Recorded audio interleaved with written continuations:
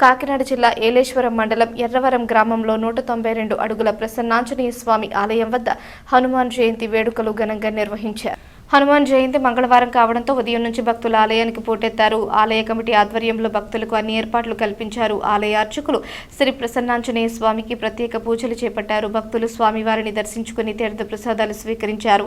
పలువురు ప్రముఖులు స్వామివారిని దర్శించుకుని ప్రత్యేక పూజలు చేపట్టారు. ఈ సందర్భంగా ఆలయ కమిటీ సభ్యులు మాట్లాడుతూ ఉదయం నుంచి స్వామివారికి ప్రత్యేక పూజలు చేపడుతున్నామని, దీనితో స్వామివారికి రుద్రాభిషేకం, తమలపాకుల పూజ, పుష్పాభిషేకం, అఖండ హారతి వంటి ఆధ్యాత్మిక కార్యక్రమాలు చేపట్టడం జరిగిందని తెలిపారు. ప్రజలందరూ స్వామివారి దర్శనం చేసుకుని వారి అనుగ్రహాన్ని పొందాలని ఈ సందర్భంగా కోరారు. ఈ కార్యక్రమంలో ప్రసన్నాంజనేయ స్వామి ఆలయ చైర్మన్ తోట గోపాలకృష్ణ, ఆలయ ప్రధాన అర్చకులు సూర్యకృష్ణ, కమిటీ సభ్యులు కెలంగి సత్యనారాయణ, ఎంవీఆర్ కృష్ణ, బస్సా రామాంజీ, రామిశెట్టి రమేష్, మర్రోతు రాంబాబు, తోట వినయ్, నీరుకొండ నాని, రమేష్ తదితరులు పాల్గొన్నారు.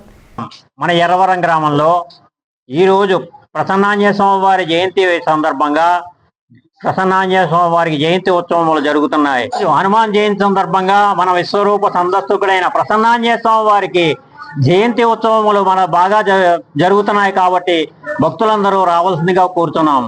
జై శ్రీరామ్. నిత్య కార్యక్రమాల కంటే ఈ రోజు అభిషేకం, సహస్రనామాలతో పూజ, పలకి ఊరేగింపు, వివిధ కార్యక్రమాలు చేయుచున్నాము. జై శ్రీరామ్.